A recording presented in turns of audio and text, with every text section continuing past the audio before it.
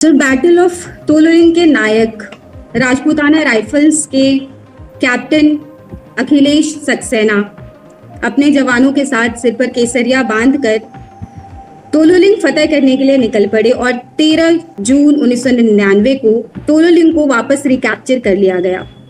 आज battle of Tololing के नायक captain Akhilesh Saxena और उनकी पत्नी हमारे साथ है। हम आपसे सर जानना चाहेंगे कि हमने सुनी है सिर्फ कहानियां, आप असल बैटल फील्ड में थे, तो हम आपकी चुनौतियां और उन महत्वपूर्ण जगहों के बारे में आपसे जानना चाहेंगे। तो सर सबसे पहले बहुत बहुत स्वागत है सर आपका और मैम आपका भी। Thank you. सो जय हिंद दोस्तों, मेरा नाम कैप्टन अखिलेश सक्सेना है और कारगिल की इस लड़ाई जो 1999 में हुई थी वो भारत के मिलिट्री इतिहास में सुनहरे अक्षरों में लिखी गई है। उसका एक सबसे बड़ा रीजन ये है कि इससे पहले जो भी लड़ाई हुई है उसमें भारत और हमारे जो एनिमी की फोर्सेस थी वो एक इक्वल लेवल पे थी, लेकिन ये एक ऐसी लड़ाई थी कि एनिमी ने धोखे से सारी पीक्स को, सारी ऊंचाइयों को, उन सबको कैप्चर कर लिया था। और पहाड़ियों की लड़ाई में जो एक बार टॉप पे पहुंच जाता है वो अपने आप कम से कम अपने एनिमी से 20 से 30 टाइम ज्यादा पावरफुल हो जाता है। अब सोच के देखिए, अगर आप एक पत्थर भी फेंकेंगे ऊपर से तो कैजुअल्टी होगी। और ये बहुत डिफिकल्ट बैटल थी इंडियन फोर्सेस के लिए, क्योंकि टेम्परेचर माइनस में चला गया था। नीचे जहाँ पे -0 डिग्री से लेके ऊपर -18 डिग्री तक था। इवन सांस लेना डिफिकल्ट था। और ये जो पोस्ट थी इसका मेन मकसद ये था कैप्चर करने का कि इन पोस्ट के साथ साथ, इन ऊंचाइयों के साथ साथ हमारा राष्ट्रीय राजमार्ग 1 इनके साथ साथ जाता है। और राष्ट्रीय राजमार्ग पे हमारी सारी सप्लाई होती है जो लेह लद्दाख रीजन और सियाचिन रीजन को विंटर के टाइम सरवाइव करने में मदद करती है। अगर आप इस रास्ते को रोक दें, यहाँ से सप्लाई ना जाने दें, तो विंटर में पूरा लेह लद्दाख और सियाचिन का एरिया आइसोलेट हो सकता है। और यही एनिमी का प्लान था कि सप्लाई रोक के इस एरिया को आइसोलेट करो और उसके बाद विंटर में आप इसको पूरा कैप्चर कर सकते थे, लेह लद्दाख और सियाचिन को। तो जब हमें आदेश मिला, मेरी जो रेजिमेंट थी वो तंगमर के एरिया में थी, जो कश्मीर का एक दूसरा पार्ट है, CI ऑप्स में। हमें रातों रात हुक्म मिला कि सिचुएशन ठीक नहीं है और हमें उस समय पूरा पता नहीं था कि कितने एनिमी है, कहाँ बैठे हैं, उनके क्या वेपन सिस्टम है, कितने एरिया को इन्होंने कवर कर रखा है। और हमारा असेसमेंट था कि कुछ ही लोग होंगे। एनिमी लगातार ये बोलता था ये मेरे सोल्जर्स नहीं है, ये आपके अपने मुजाहिदीन है, आपके अपने टेररिस्ट हैं, आपके अपने आतंकवादी हैं। तो काफी कंफ्यूजन था। और तोलोलिंग इस पूरी लड़ाई का सबसे बड़ा पीक था, जिसको एनिमी अपना फोर्ट बोलता था। तोलोलिंग अगर आप कभी राष्ट्रीय राजमार्ग से जाएंगे तो ये पहाड़ी है जो बिल्कुल राष्ट्रीय राजमार्ग को टच करती है, जहां पे आज की डेट में कारगिल वॉर स्मारक बना हुआ है।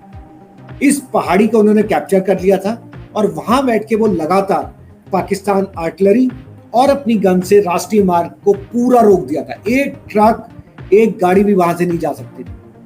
तो सिचुएशन बहुत डिफिकल्ट थी। हमें किसी भी तरह से एनिमी को वहां से खदेड़ना था और अपनी सप्लाई को चलाना था, क्योंकि पूरा लेह लद्दाख और सियाचिन उसी सप्लाई पे जीवित रहता है विंटर के टाइम पे। तोलोलिंग इतनी डिफिकल्ट पीक थी क्योंकि तो अगर आप देखें कारगिल की पहाड़ियाँ, उसमें कोई पेड़ नहीं है, कोई आपको आड़ नहीं है, कोई हाइड नहीं कर सकते। जैसे ही आप अपना अटैक शुरू करेंगे एनिमी आपको देख सकता है और गोलियां चला सकता है।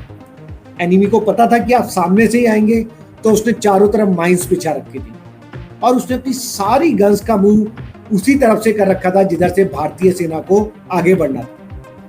तो और जब हम ऊपर की तरफ चढ़ रहे हैं, हमारे कंधों पे 40 से 50 किलो का बोझ होता था, जहाँ पे सांस लेना भी डिफिकल्ट होता था। वहां पे आपको सीधी सीधी चढ़ाई जो 70 से 80 डिग्री के ग्रेडियंट पे थी, उस पहाड़ियों पे चढ़ना पड़ता था। कई बार हमें रस्सियों की मदद से चढ़ना पड़ता था, इतना ज्यादा स्टीप और सीधा स्लोप था।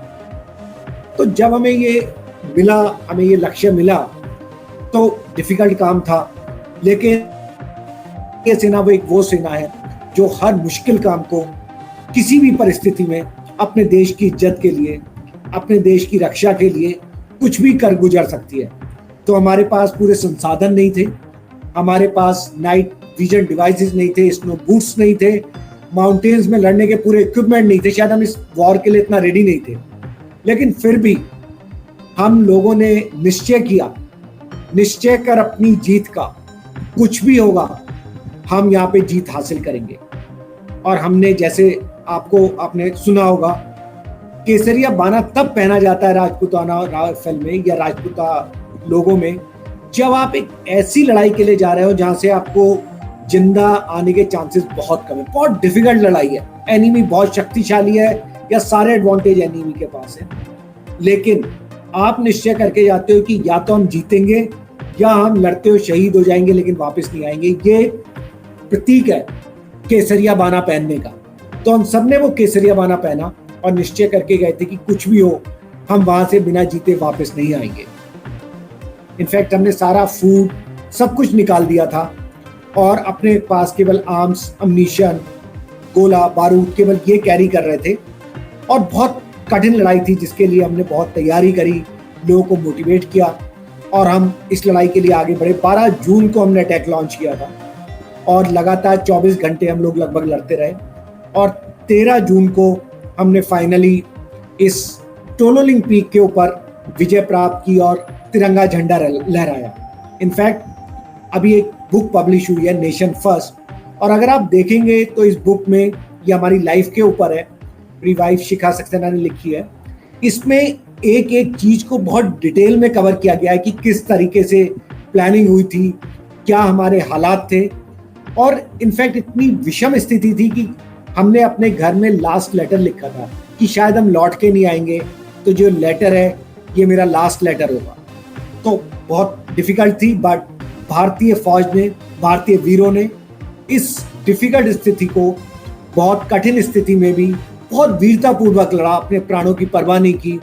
और मेजर विवेक गुप्ता ने इस अटैक को लीड किया था, हम सब उनके साथ थे और इस कठिन परिस्थिति में 13 जून को हमने विजय हासिल की और तिरंगा सामने लहराया। सर, आपने बहुत सारी बातें बताई और इन बातों को सुनकर मेरे जैसा एक आम नागरिक, सबसे पहले तो आपको सर सल्यूट ही कर सकते हैं हम।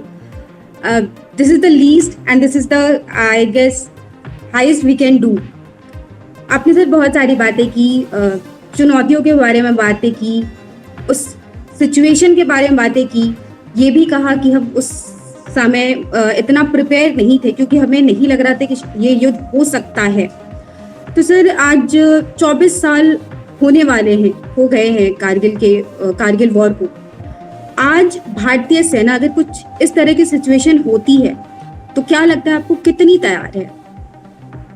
आज हम बहुत प्रिपेयर हैं क्योंकि हमेशा जो भी आपकी गलतियां होती हैं उनसे लेसन लिया जाता है। जो फेलियर्स हैं, जो आपकी पराजय है, वो आपके लिए एक स्टेपिंग स्टोन है अगले सक्सेस के लिए। तो एक बार ये हो गया जहाँ पे एनिमी ने धोखे से कब्जा कर लिया, बट आज हम पूरे प्रिपेयर्ड हैं। आज उन पहाड़ियों पे, जैसे विंटर में वो विंटर वेकेटेड पोस्ट थी, मतलब विंटर में ना इंडिया की फौज रहती थी ना पाकिस्तान की, क्योंकि इन पहाड़ियों को विंटर में आप वहाँ पे रहने का खर्चा बहुत ज़्यादा था, जो ना इंडिया अफोर्ड कर सकता था ना पाकिस्तान। इसलिए दोनों ही फोर्सेस विंटर में वहाँ से नीचे आ जाती थी। लेकिन पाकिस्तान ने इसी चीज़ का फ़ायदा उठाया और विंटर में धोखे से इन सब पहाड़ियों को कैप्चर कर लिया, इंडिया की साइड वाली पहाड़ियों को। लेकिन आज हम, चाहे वो विंटर हो, चाहे -28 डिग्री टेम्परेचर हो या -40 पहुंचे, हर पीक पे आज भारतीय फौजें उसकी रक्षा करती हैं और हम पूरी तरह से प्रिपेयर हैं कि कभी भी एनिमी इस तरह की धोखाधड़ी करने की कोशिश करेगा तो डेफिनेटली उसको मुंह की खानी पड़ेगी। बिल्कुल सर, भारतीय सेना पे हमें पूरा भरोसा है। सर, जैसे कि आपने बताया और हम सब जानते हैं कि ये युद्ध बिल्कुल ही अनिश्चित था, लेकिन दुश्मनों की तरफ से ये पूरी तरीके से प्लान था। जैसे कि आपने कहा, उन्होंने भारतीय सेना के वहाँ पे नहीं होने का फायदा उठाया, हालांकि उन्हें मुंह की खानी पड़ी और हमेशा ही खाएंगे। जैसे कि सिचुएशन आपने बताई कि दुश्मन ऊंचाई पे थे, हम नीचे की ओर थे, तो वो खतरा किसी भी खतरे को 10 गुना ज्यादा बढ़ा देता है। ऐसी सिचुएशन में किस तरह से आपने वो ऑपरेशन कंडक्ट किया और तोलोलिंग को वापस रिकैप्चर करने में कामयाब रहे? मैंने आपको पहले भी बताया था कि किसी भी डिफिकल्ट मिशन को, जो बहुत मुश्किल है, उसको हासिल करने के लिए सबसे पहले आपको अपनी टीम, अपने जवानों का मनोबल बढ़ाना होता है। उससे पहले कारगिल में 5-6 अटैक हुए थे और वो टोलोलिंग पे वो पूरे हमारी फौज उसमें ऊपर तक नहीं पहुंच पाई थी। जैसे लास्ट में बिल्कुल स्टीप ग्रेडियंट था, तो वो एक जगह जाके रुक गए थे। तो हमें ये इंश्योर करना था कि किसी भी तरह इस बार हम जीत के ही आएंगे। तो 2-3 चीजें उसके लिए की गई थी। एक तो हमने इस बार अपनी आर्टिलरी का सहारा लिया था। इससे पहले जो अटैक हुए थे उसमें इन्फेंट्री अकेली जा रही थी। इसमें हमने अपनी आर्टिलरी की फोर्सेस को सामने लाए और जब हम टोलोलिंग के इस अटैक के लिए जा रहे थे, 105 बड़ी गन, जिसे बोफोर जैसी गन और जिसकी रेंज 40 किलोमीटर होती है, उससे हमने भीषण गोलाबारी करी दुश्मन के ऊपर और काफी नुकसान पहुंचाया।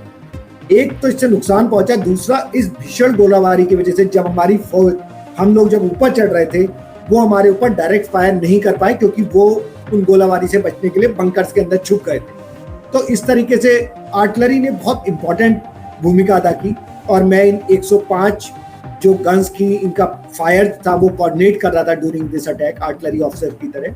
तो एक आर्टिलरी का रोल बहुत इंपॉर्टेंट था। दूसरा, हमने अपने जवानों को यही बोला कि हम इस डिफिकल्ट अटैक के लिए जा रहे हैं, हमें पता नहीं हम जीतेंगे या नहीं जीतेंगे, मुझे पता नहीं कि मैं आपको वापस ला पाऊंगा नहीं ला पाऊंगा, लेकिन सबसे इंपॉर्टेंट ये चीज है कि हम इस अटैक में सबसे आगे रहेंगे और अगर पहली गोली लगेगी तो वो हमारे थ्रू जाएगी, इससे पहले कि मेरे किसी जवान पे जाए। तो इन चीज़ों का बहुत असर होता है और जवानों को बहुत जोश आया और फाइनली हमने 13 जून को ये टोलोलिंग पीक, जो सबसे इम्पोर्टेंट पीक थी कारगिल युद्ध की, जिसने पूरा कारगिल युद्ध की दिशा बदल दी, उसको हमने कैप्चर कर लिया और तिरंगा फहरा दिया। सर, आपने यहाँ पे अपने टीम की बात की, साथियों की बात की। हम एक साथ रहते हैं, दोस्ती होती है, काफ़ी सारी चीज़ें होती हैं, पर एक सैनिक के सीने में भी वही दिल धड़कता है सर जो किसी भी आम आदमी के सीने में धड़कता है। दोस्ती होती है, एहसास होते हैं। सर, वो फीलिंग कैसी होती है जब हमारे साथी बैटल फील्ड में घायल होते हैं, मारे जाते हैं, लेकिन फिर भी हम वहाँ बैठ के रो नहीं सकते। हमें लड़ना है और हमें जीतना है। सर, चाहे कैप्टन विक्रम बत्रा के बारे में आपने बातें की है या फिर और भी जवान हो जो आपके दोस्त हो और जिनके साथ ऐसा हुआ है, जो वीर गति को प्राप्त हुए हैं, सर उस फीलिंग के बारे में आप कुछ बताना चाहेंगे? ये जो बुक मैंने लिखी है वो वही अकाउंट है जब लीडरशिप जो था वो सब यंग अफसर्स ने लिया। यहाँ पर वो बच्चे 21, 22, 23 साल से ऊपर के नहीं थे जिन्होंने वो अटैक्स लीड किए, और वो सारे इसी समाज से उठे हुए, इसी समाज से आए हैं, अलग अलग रीजन से, अलग अलग रिलीजन से। लेकिन जब भी वो एक फौज में होते हैं तो उनके लिए सबसे बड़ा धर्म होता है अपना देश, नेशन फर्स्ट।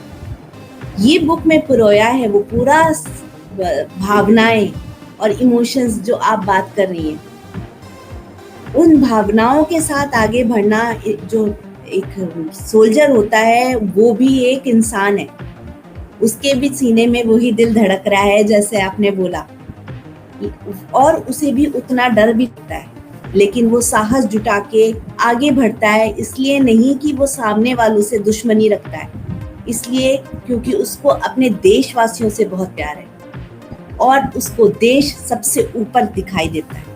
ऐसे ही दिखता है उनके परिवारों को भी, जो पीछे रह जाते हैं, जो उनकी सपोर्ट के साथ चलते हैं। तो ये पूरी कहानी जो है वो हमारी इमोशंस और फैक्ट्स से मिली जुली है।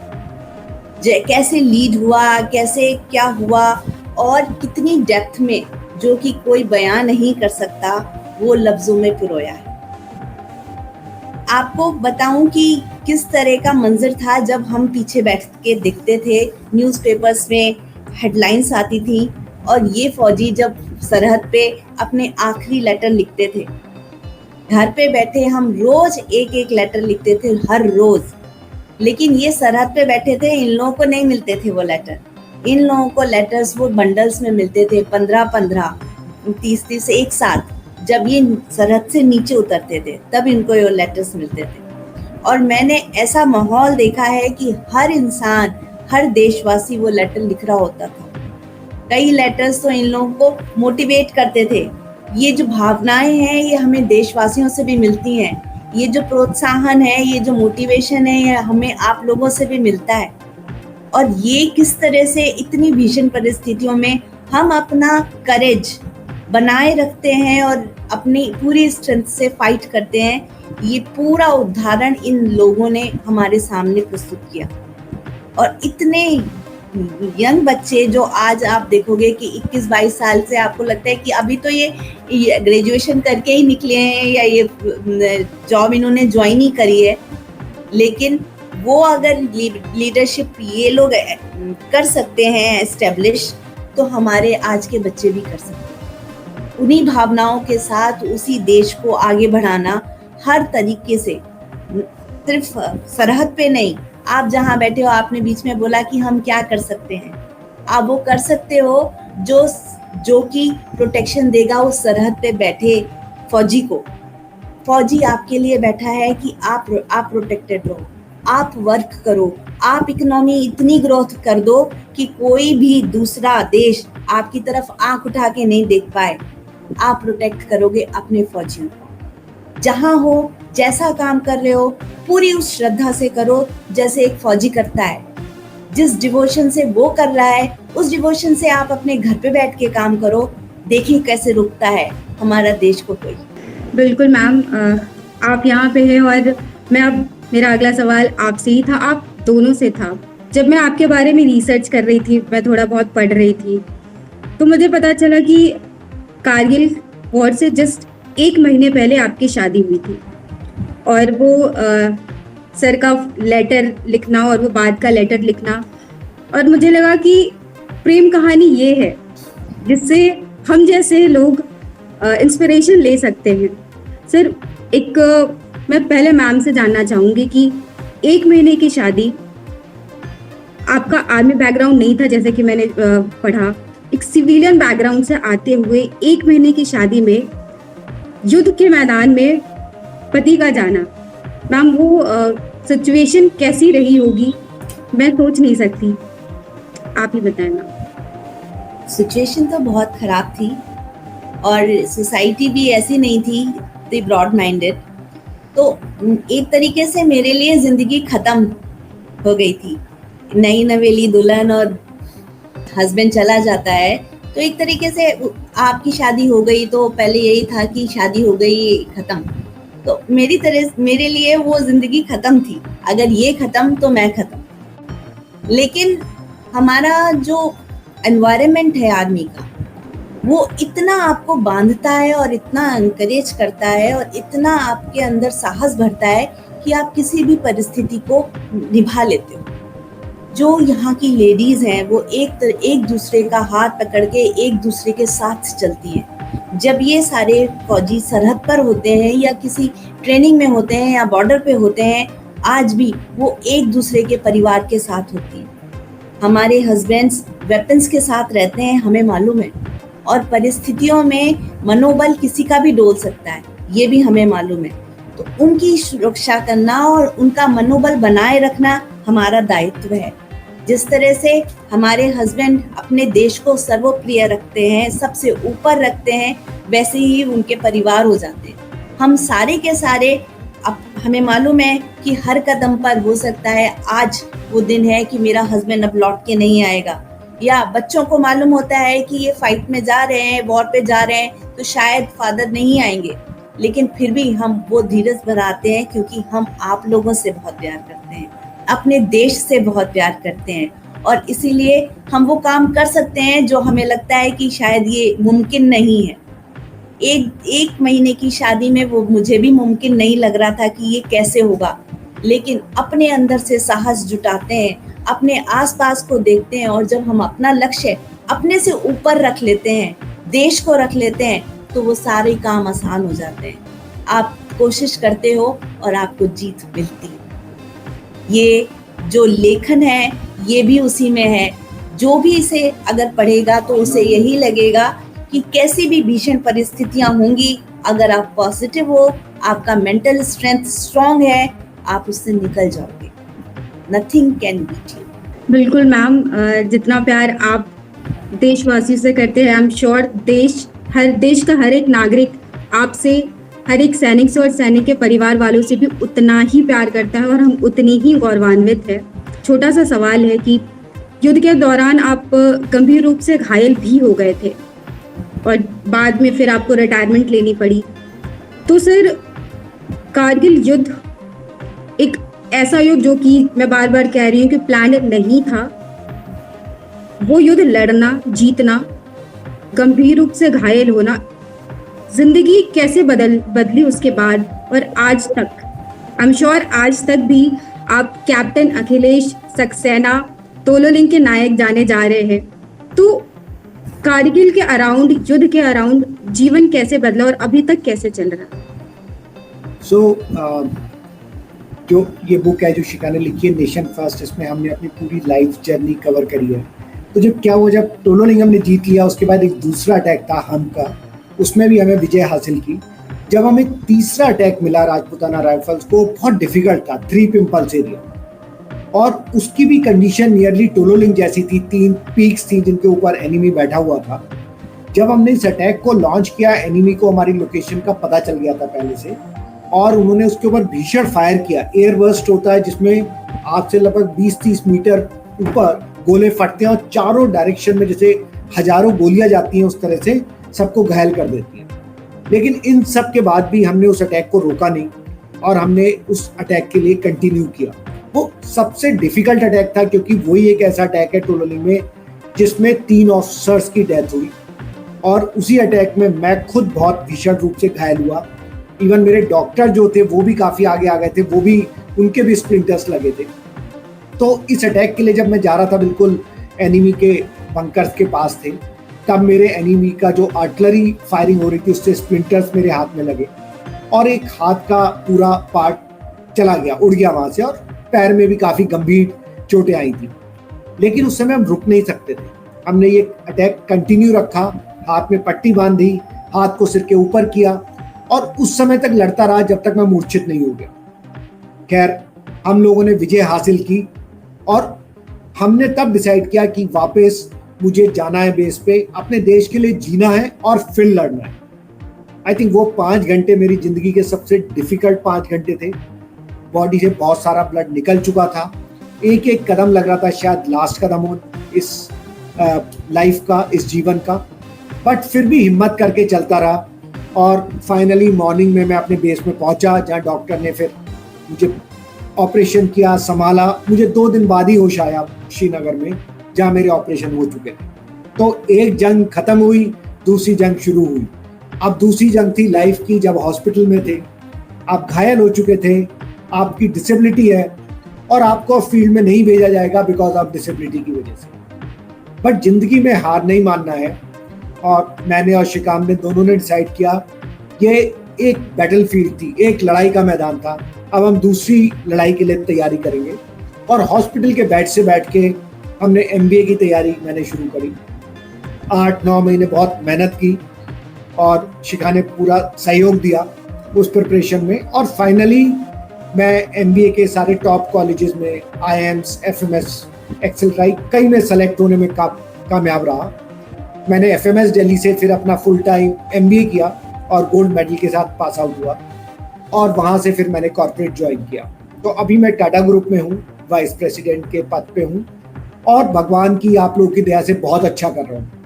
बट जो हमारी एक यूनिफॉर्म है, हमने यूनिफॉर्म उतार दी, लेकिन जो मेरा कर्तव्य मेरे देश के लिए है वो खत्म नहीं होता, क्योंकि आज भी देश सबसे ऊपर है, नेशन फर्स्ट, यही हमारी बुक का टाइटल है कि किसी भी स्थिति में आपको अपने देश के लिए योगदान देना है। तो आज भी हम बहुत जगह जाते हैं, बहुत कॉलेजेस में जाते हैं, यंग जनरेशन्स को मोटिवेट करते हैं। बहुत लोग जो निराश हैं, जिन्हें नहीं समझ में आता कि लाइफ में डिफिकल्ट कंडीशंस में कैसे काम करना है, हम उन्हें हौसला देते हैं कि अगर उस कंडीशन में हमने तोलोलिंग पे विजय हासिल की, कारगिल की लड़ाई जीती जिसमें जीतने के चांसेस 1% भी नहीं थे, तो आप लाइफ में, जीवन में किसी भी स्थिति से निपट सकते हैं। तो हम कुछ भी कर सकते हैं। ये हौसला आज भी हम लोग कर रहे हैं, और हमारा जीवन का लक्ष्य है कि लोगों को इंस्पायर करो, उन्हें प्रोत्साहित करो और अपने देश के लिए हमेशा जो भी कर रहे हो, आप यूनिफॉर्म में हो या यूनिफॉर्म के बाहर हो, बट आप हर पल हर स्थिति में देश के लिए कुछ कर सकते हो, देश को ऊपर रख सकते हो, और वो आपको करना चाहिए। तो हम अपने जीवन के लक्ष्य में आगे बढ़ते जा रहे हैं उसी के साथ। बिल्कुल सर, आप और मैम, आप दोनों ही हमारे लिए इंस्पिरेशन हैं। और मैम, मैं आपका स्पेशल थैंक्स करना चाहूँगी कि सरहद की बातें तो हमें पता चलती हैं, एक वॉर सरहद से इस पार भी लड़ा जाता है उनके फैमिली वालों के थ्रू, वो आपके थ्रू हमें पता चला। और मैम, मैं आपसे जानना चाहूँगी कि ये जो बुक आप बार बार हमारे सामने आ रहा है, नेशन फर्स्ट, जिसकी फोटो भी मैं पीछे देख रही हूँ, ये हम कहाँ से ले सकते हैं? और हमारे दर्शक अगर इसे लेना चाहे, पढ़ना चाहे, तो हम कहाँ से इसे ले सकते हैं? ये वर्ल्ड वाइड सब जगह अवेलेबल है। सबसे आसान तरीका अमेज़ॉन है, अमेज़ॉन पे अवेलेबल है, क्रॉसवर्ड में अवेलेबल है, दिल्ली के सारे बुक स्टोर्स पे, लीडिंग बुक स्टोर्स पे, मतलब इंडिया के सारे लीडिंग बुक स्टोर्स पे अवेलेबल है।